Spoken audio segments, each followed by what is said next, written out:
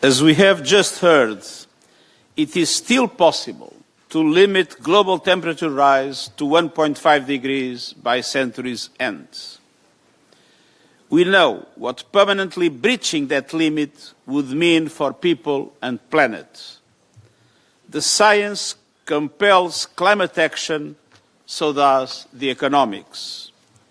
Clean energy is powering jobs, growth and sustainable development, generating the fastest and cheapest electricity, insulating economies from volatile fossil fuel markets, providing energy security and sovereignty, and helping to deliver clean and affordable energy for all.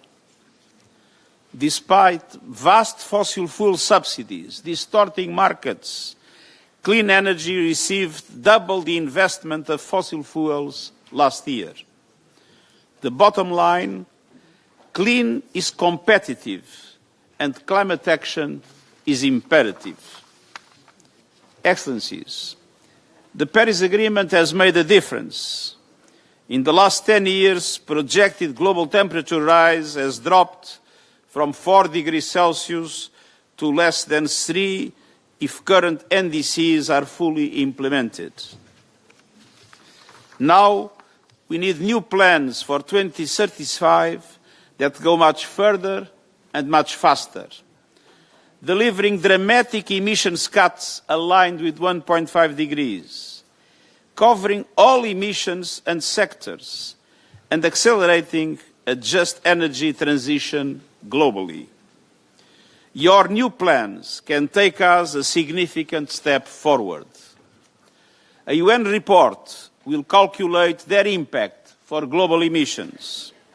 If they fall short, we must create the conditions for a decade of acceleration. We know it can be done. China met its 2030 wind and solar targets 6 years ahead of schedule. India reached 50% electricity capacity from non-fossil fuels 5 years early. We are in the dawn of a new energy era. We must seize this moment of opportunity. COP30 in Brazil must conclude with a credible global response plan to get us on track. 5 areas are crucial. First, energy. Fossil fuels still dominate.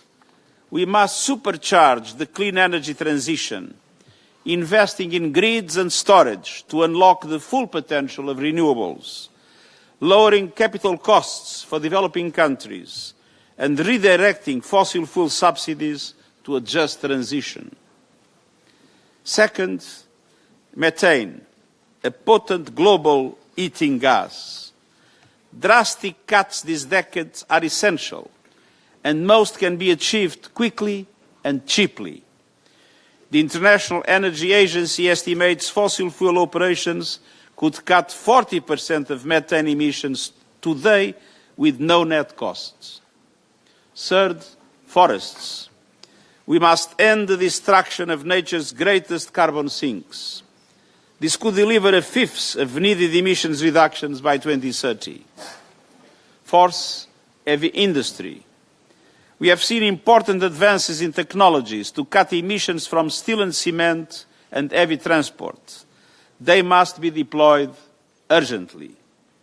Fifth, climate justice. Developing countries that did least to cause the crisis are suffering the most. Climate disasters are inflicting damages that exceed the GDP of some small islands. Droughts and floods are taking lives, fueling hunger and inflaming conflict, all while finance gaps prevent investments in adaptation and resilience. We need urgent action to unlock funds for developing countries, to seize clean energy benefits and protect lives and economies.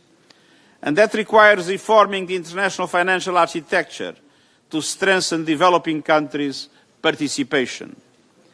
We need effective debt relief and scaled-up solutions like debt swaps and disaster pause clauses. We need a major increase in the lending capacity of multilateral development banks and significant contributions to the Loss and Damage Fund, including from innovative sources, and a major boost in adaptation finance, with developing countries meeting their pledge to double funding this year.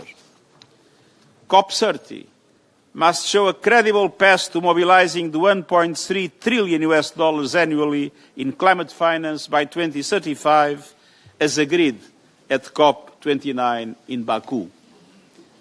Identifying sources, existing and new, outlining policies, instruments and actions to make finance accessible, affordable and at scale, and establishing credible accountability measures to verify progress.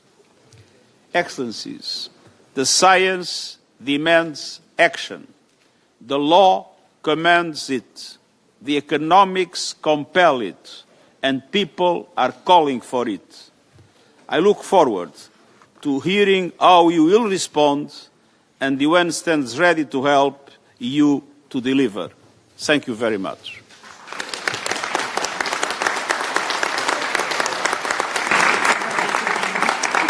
Thank you, Secretary General.